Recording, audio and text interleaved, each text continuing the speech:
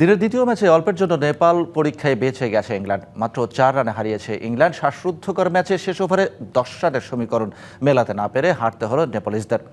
মুম্বাইয়ের ওয়াংখেড়ে টসে জিতে ব্যাটিংয়ের সিদ্ধান্ত নেয় ইংল্যান্ড। ৫ রানে ভেঙে যায় ওপেনিং জুটি। ২ বলে ১ রান করে সাজঘরে ফিরে যান সল্ট। ৫৭ রানে ৩ উইকেট হারানোর পর বেথেল ব্রুকস জুটি হাল ধরেন ইংল্যান্ডের। ২৯ বলে 50 করেন বেথেল, ব্রুকস করেন ৫৩ রান।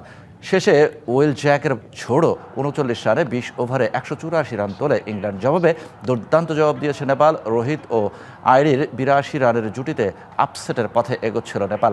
লোকেশ বাম ৪টি ৪ ও ২টি ৬-এ শেষ ওভারে ম্যাচ নিয়ে যান ১০ রানের সমীকরণে। তবে স্যাম কারেনের ওভারে ৪ রানের দূরত্বে আটকে যায় নেপাল। হাড্ডাহাড্ডি লড়াইয়ের পর ইংল্যান্ড পেয়েছে স্বস্তির জয়।